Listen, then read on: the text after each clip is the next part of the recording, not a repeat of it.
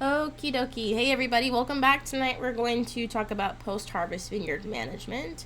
So this kind of is a very broad picture of the things that happen in a vineyard post-harvest. And even though harvest is over, we've picked the fruit, doesn't mean that the vineyard work is over.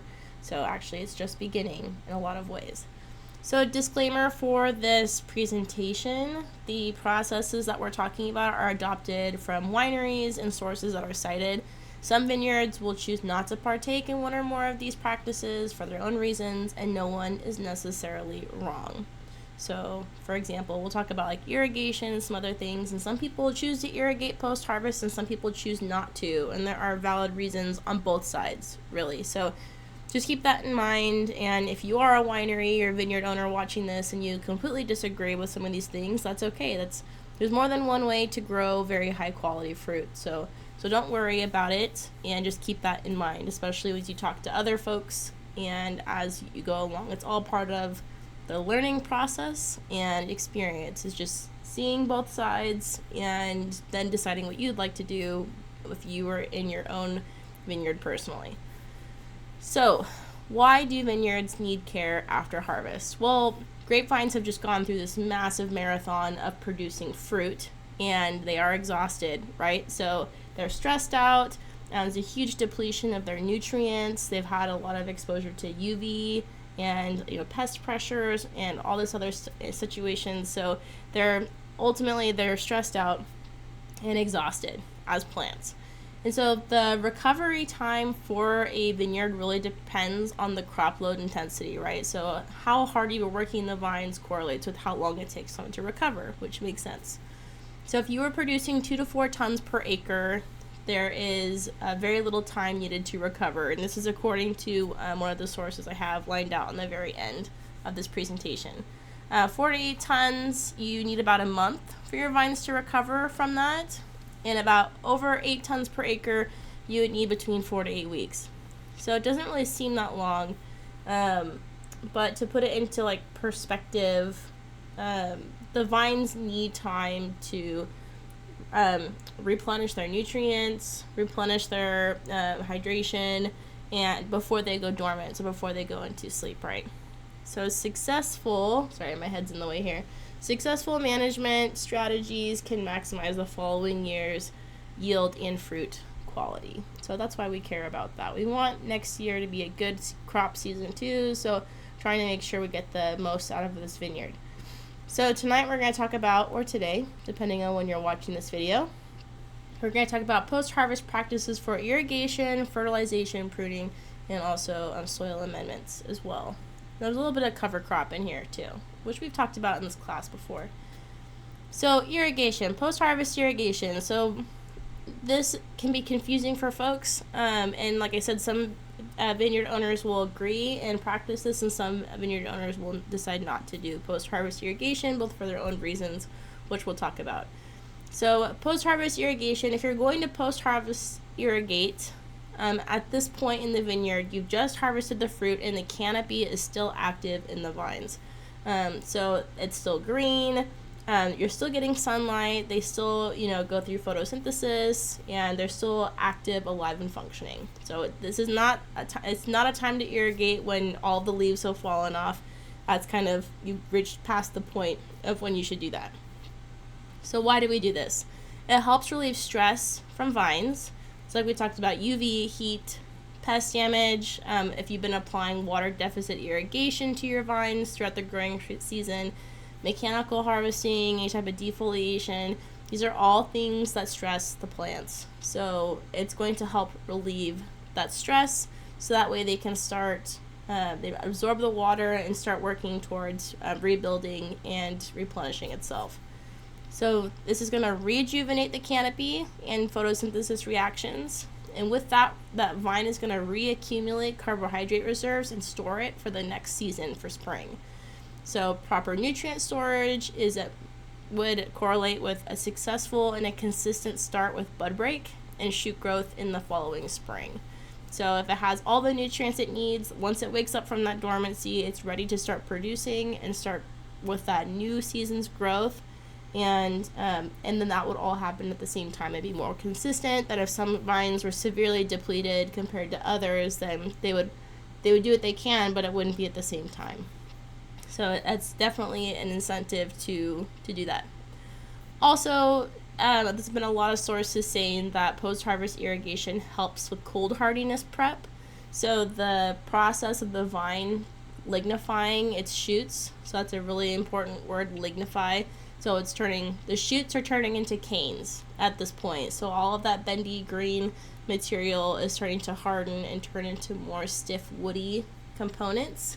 And it's going to need to do that before some of the big frost and wintertime comes in, because that hardiness is what keeps it from being damaged during the wintertime. So all of the components go back down to the roots, and the vine shuts down for the wintertime. And then once the soils warm up in the spring and summer, the roots reactivate and they start pumping everything back up through the top of the canopy or through the pruning areas, and then it starts to show sap, which we'll talk about a little bit later. So also, post-harvest irrigation will help stimulate root growth, which is great. You always want your vines to develop deeper and deeper roots so they can have more access to soil resources, but then also increases the vine's ability or capacity for growth in the future, right? Fruit production, ripening, and even stress tolerance. So it really benefits you to do that. So basically, since you've harvested the fruit off the vine, applying water or irrigation, and with the leaves still being active, the grapevine will say, okay, well, I'm not pushing all these nutrients towards fruit anymore because I don't have that anymore. So now I'm going to focus on myself. So now I'm going to rejuvenate, and I'm going to start. You'll see the grapevine pushing a couple of new little tiny shoots. You don't want to do it over excessively where like a whole bunch of new growth is coming out, but just a little bit is good. And then once you see that, you'll know that the roots have had their chance to grow as well. It's a good sign. So overall, the goal with post-harvest irrigation is to promote leaf functions while limiting new shoot growth. That's the point where you know you've done enough irrigation. So how much irrigation, right? This is very personal and kind of like an abstract question. So Dr. Larry Williams from UC Davis says 10% of your total seasonal irrigation should be applied after harvest. And an example for that would be if you have an average vineyard in Fresno, 2 acre foot. So that's the unit of measurement for like watering. Like 2 acre foot per year in Fresno would translate to 2 to 3 acre inches of water post irrigation. So that's how much you would apply.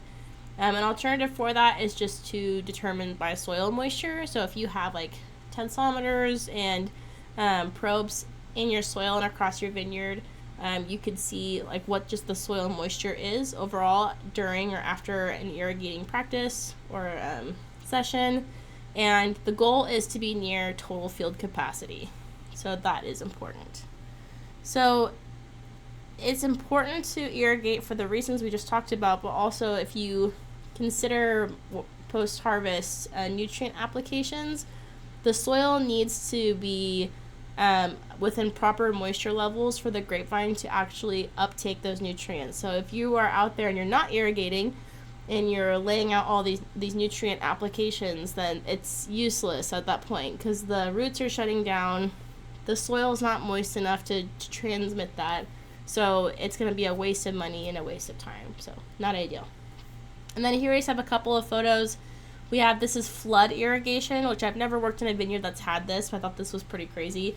And in this situation, it was being used to wash out excess salts in the soil and help make that a healthier environment for the grapevines and the roots. And then this one picture on the bottom that we have, this drip irrigation, this is much more common. A lot of vineyards have this, where they use a drip line, and then there's small little holes in the bottom of this that drips right to the rooting zone of the grapevine, so it's a lot more efficient for water, helps reduce waste.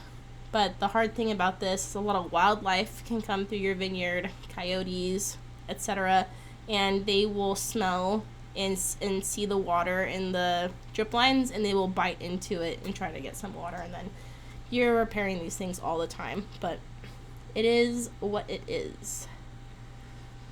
Okay, so a couple of pros and cons for post-harvest irrigation, right? And this was actually kind of hard to find online because most folks only want to present their side, and a lot of the resources I found were pro-harvest, post-harvest irrigation. But it is important to understand both sides. So, pros for post-harvest irrigation is it can help prevent winter freeze damage.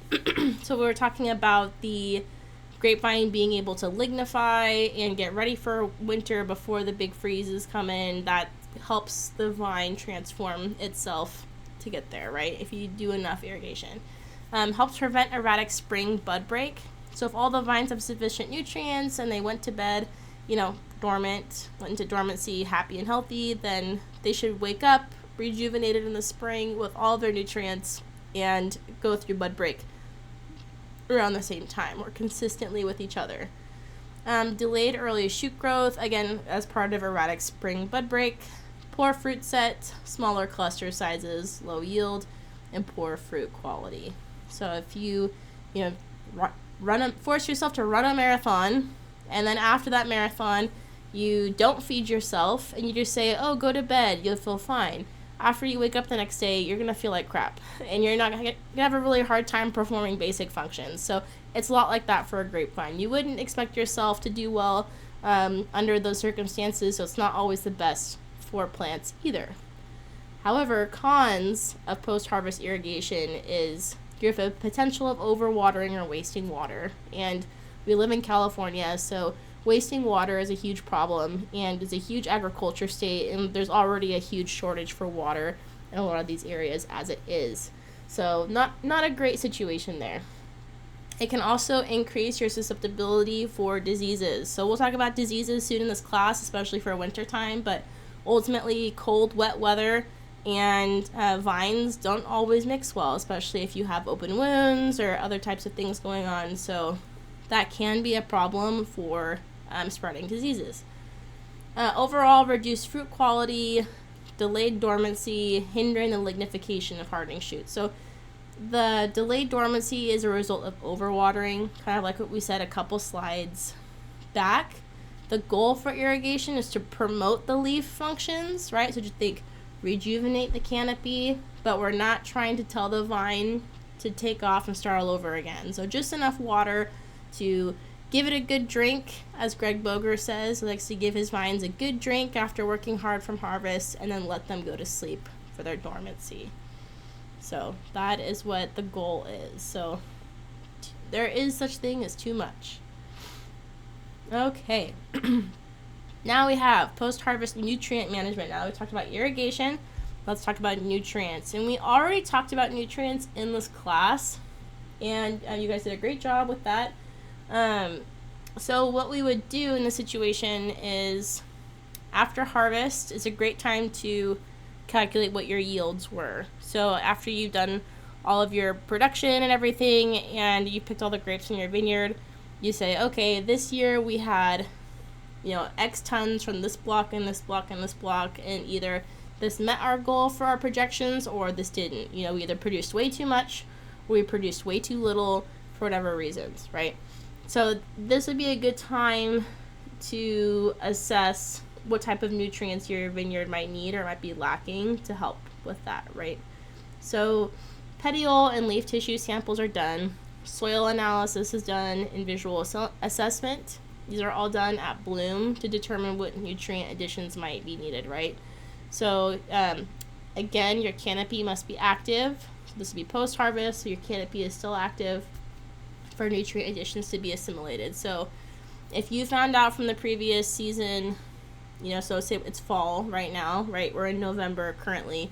So say this summer I took petiole, leaf tissue, and soil analysis and did some visual assessments, and I found out that our vineyard was extremely low in potassium, right? So I could make a nutrient additions right post-harvest, or I would know that that to be prepared for the next season, I'm going to be needing to make some nutrients right after fruit set for potassium specifically, right? Nitrogen is a little more flexible as well, but those can be added, right? So post-harvest, if you wanted to make these additions before the vines go dormant, make them so that way they can store them and be ready for next year. Okay, it's also a really good time for any soil amendments that need to be made. I don't really see a lot of vineyards making crazy soil amendments in the Sierra foothills, at least not locally by Booger. But if you need to make soil amendments, this is a good time because all the fruit is out of the vineyard and you can go through and spread whatever you need to be spread, and then also all of the rain stuff from the winter time will help help integrate that into the soil, right? So here we have a picture of a gypsum soil amendment. And then this device here is just a spreader. So it's like a trailer with a conveyor belt in the bottom. So as you're driving, the conveyor belt moves and it helps to kind of push whatever's in the bed of it out as you're driving down the rows or through the vineyard. So it's a fantastic thing. I do have a link here for you guys if you'd like to read about soil amendments. It's a fantastic site. Overall, soil amendments, in case you forgot, improve vineyard soil's physical, chemical, and biological properties. So very common applications would be sulfur, gypsum, compost, and lime. All great applications. So that could be something a vineyard is doing post-harvest. Now the big one that we all know and love and hate at the same time is dormancy with the pruning. So as vines start to go dormant, the shoots lignify and become canes. So shoots are like the green growth and canes are the hard woody leftover winter part, right? Leaves will also completely drop off of the grapevine at this stage. So pruning style will depend a lot on the grape type and variety, labor availability and costs, production goals, and your disease pressures. So a lot of vineyards like to utilize double pruning. There's double pruning and then there's single pruning. So double pruning is you go through the vineyard twice. You prune twice, right? Why would you want to do this? Well, it helps to spread out your labor, but it also makes the work less strenuous. So if you're working in a vineyard like this one up here on the top where they have all these training wires and they have all of those canes, right? They're lignified now, so they're canes, not shoots. All those canes tangled up with each other. It's a lot easier to do like an initial prune just to make it shorter and then go through later and then work on the actual positioning and technique of the finishing prune than to do it all at once. So doing it all at once is called single pruning. There we go, right here. Boop. And that can take a long time. It just depends how big your vineyard is and what type of labor availability you have also, right? So one way to help save money on labor and to make this less strenuous too is to do double pruning, but to use this mechanical box setting for pre-pruning. So this is something that attaches to the tractor. It's these massive shears that just go through and then cut off the excess, right? So this side looks quite a bit shorter than this side. So this side has been pre-pruned and this side is actively being pre-pruned by this tractor. So it's just like a big saw that goes through and cuts off all the bigger pieces, and that just naturally falls off. So the initial pre-pruning can happen kind of like in the middle of winter or early January, February when it's still really cold and we still get snow, right? And then you go through and do the spur pruning, the final touches, late winter or early spring is typically best. If you're going to do single pruning, do it later. Don't do that earlier. Okay, so timing of pruning. So it's typically late winter, early spring. Here's a picture of Ed and I from Luso della Terra pruning the vineyard by hand together.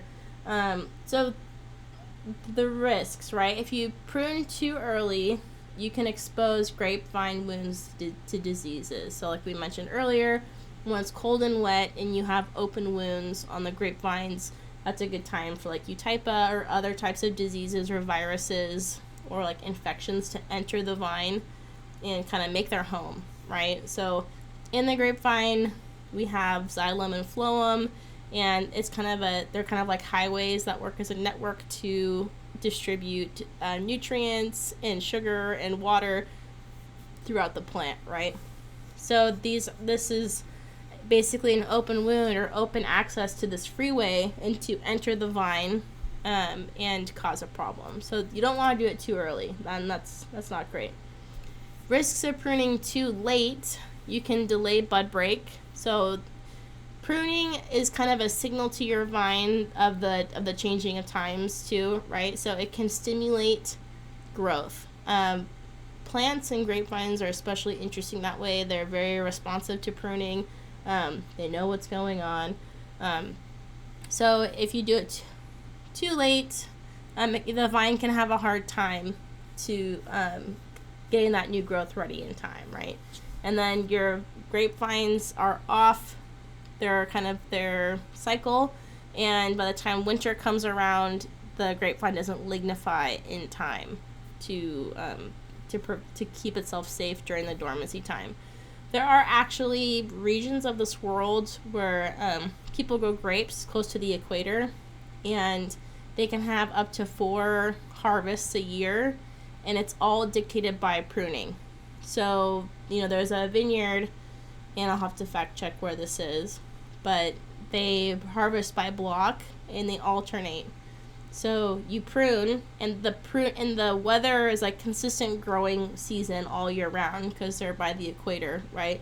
So the pruning tells the plant to push those new buds, and with those new buds, new grapes occur, right? So just like every spring and summer in our area, we only have 1 harvest a year, but if we had growing weather or climate year round, we could have multiple growing seasons within that. So what really triggers that new growing season is the pruning. Hopefully that makes sense. Okay, how do you know that you aren't pruning too early? Where there is this thing with grapevines that some people call tears. Some people say the vines are crying. You're going to find a lot of over-romanticized explanations for things in the industry, but what you're seeing here is sap flow. That's really important. So sap flow is a really good sign that you're not pruning too early. It's a sign that the roots are waking up and starting to push the nutrients and water up into the canopy of the vine and up into all the little, canes and pruning segments that you have there. And so what you're seeing is that's the sap that's coming out of the vine. That's a good sign because that means you're less susceptible to disease because everything is pushing outwards. And so any diseases are going to have a hard time coming inwards into the plant. So that's a good sign. Okay, pruning styles. So most common that we see here in the Sierra foothills is our 2-bud spurs on bilateral cordons. So bilateral meaning 2, and they're lateral, so they're laying parallel to the ground, right? So this is our trunk, and then these are our cordons here, which just mean cords in Spanish. And then we have our spurs, and this is a little spur, right? And then we have 2 buds on each one. So how do I describe this? So you start with these 2-bud spurs, right? And then as they grow, you get 2 shoots, and then the fruit gets harvested and the leaves fall off, and then the vine looks like this, right? You still have these shoots which become canes, but the ultimate growth looks like this. You would then prune it back. You cut back the woody part that was left from last year, and then you'd leave 2 buds on the other section, right? So that's what it would look like after it was pruned. So you have a 2-bud spur here. Then as that grows out in the next season, it would look like this, right? And you cut off this growth, and then you want to make sure you leave a 2-bud spur here. And you just keep going and going and going. And that's how vines always look so gnarly. It's all the growth throughout the seasons and all the pruning, and so that's how it gets kind of like its interesting shapes and designs. So that is how it would work for that, right? So 2 bud spurs. And it might seem confusing now, but unfortunately we don't have a vineyard to practice on. It's not that I've arranged yet. But once you see it and do it a couple times, it becomes really intuitive, right?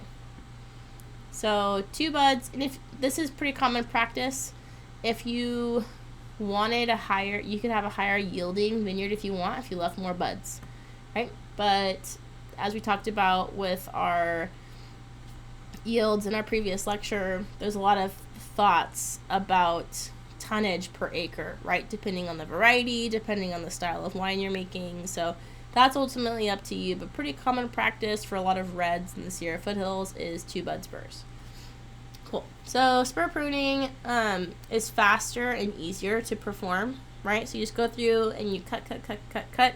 You don't have to tie anything down, and you're good to go, right? It's also really suitable for warm climates because there's lower disease pressure. There's a lot of nice space here, right?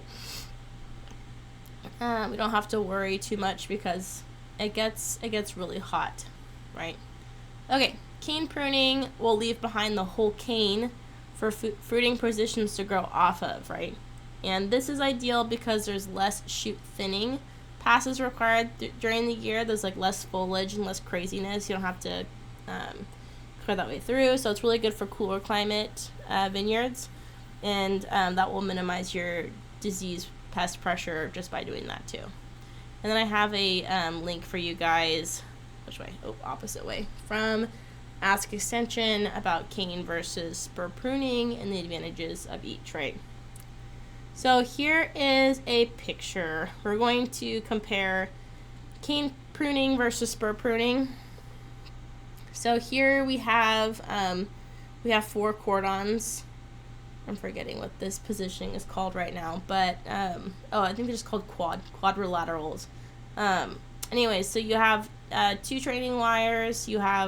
This is just one grapevine that has 4 cordons, and if you look at it from above, it looks like an H, right? So it goes both ways, and then it meets in the center where the grapevine is. So they're going to practice cane pruning on this one, and then spur pruning on just the bilateral cordon. So there's only 2 cordons here, and this is what the canes look like during winter. So during winter, so what we got, and then after pruning, this is what we have, right? So what we have is we have these 2 bud spurs on this spur pruning, and then for cane pruning, what they did was they cut off this whole segment here and then laid down only one of these canes, only one of these woody canes. So what you're going to get the following season is you have this black part here is like the old wood of the grapevine. So you have these 2 bud spurs. You're going to have these really cute little buds, right, in the springtime during bud break. And then it'll look like that with the cane too. But it's the buds that were set across just that single cane, right? So you have 4 single canes. And this is where that extra work comes in that I was talking about, because you have to tie down these canes. You have to get a little tape gun and you put it along the training wire, and then you tape it across the whole thing. Then you also hope that the buds are positioning upwards, so that way during bud break, those new shoots come up vertically. That's the best case scenario, right? So then you get summertime, which you have a mature canopy and grapes, right? So it works out really nicely. So we were talking earlier about there being less shoot thinning passes required during the year. That's because with these canes laid out, with these canes that are laid out, these are just going to grow upwards into single shoots above this. And then with these 2 bud spurs, you're going to have 2 shoots coming out of each of these, and then a plethora of leaves and other shoots off of that. So it's this is conducive to hot climate vineyards because the heat will keep any mildew from forming, right? And also the airflow that we have here in the Sierras, their elevation, really nice airflow. But you do need to thin this. You have to go through and pull excess leaves and make sure that there is air in the canopy to prevent mildew pressure. Okay, so that's just a really quick preview on pruning. We're going to talk more about this when we meet in class, though. Okay, cover crop plantings. We talked about cover crops in this class already. And just very broadly, But if you're going to plant post-harvest, you would plant in late fall, so about now in November. And this gives the seeds a chance to germinate ahead of winter rains. This is important because if they germinate and they are successful, they can help prevent erosion during the rainy season, which you're just coming up into, which is perfect. And it will help harbor beneficial insects when they start blooming as well. Crops that are planted in the fall and then tilled in the spring are called green manuring, which makes sense, right? It's manure for your soil, but it's green because it's plant-based. This is fantastic because it's releasing nutrients into the soil during the summertime as the plants decompose. And this is also improving your soil structure, right? All that organic matter that you just tilled into the soil will help kind of leach those nutrients, but also help that structure and better infiltration and all those other things, right? So the decision of what cover crops you're going to plant comes from the previous summer from the leaf and petiole samples, right? So we talked about this a little bit. So the nutrient additions that you make or cover crop additions that or plantings you're going to do will all depend on what your leaf and petiole samples say that your vines are either lacking or have an excess of. And we didn't really talk about this in the cover crop lecture, but if you look on this link that I posted on the slide, they had a couple options for really good taproots, lots of grasses for soil erosion, and lots of legumes for nitrogen fixation. But if for whatever reason your soil has an excess of nitrogen that needs to be kind of sucked up, there are different types of plants that you can put in there that will help consume that nitrogen to bring your soil back into kind of better levels, which was really interesting. So check out that article if you're interested in that. And then here we have a farmer tilling the cover crop into the soil and creating green manure. Cool. And with that, we have our student learning objectives, of course, and all the sources. So these are all the sources I used to put together this presentation. Some very legitimate sources here from San Joaquin Valley Trees and Vines business. This is like the information that they give to their customers. We also have Lodi Wine Growers really helped out with this. Australia, wine articles, A&J Vineyard Supply, and much more. So these are all linked if you'd like to read them. I highly recommend it. All great resources. And yeah, fantastic. Well, I look forward to seeing you guys very soon. I hope you enjoyed the presentation, and email me if you have any questions. See you next time.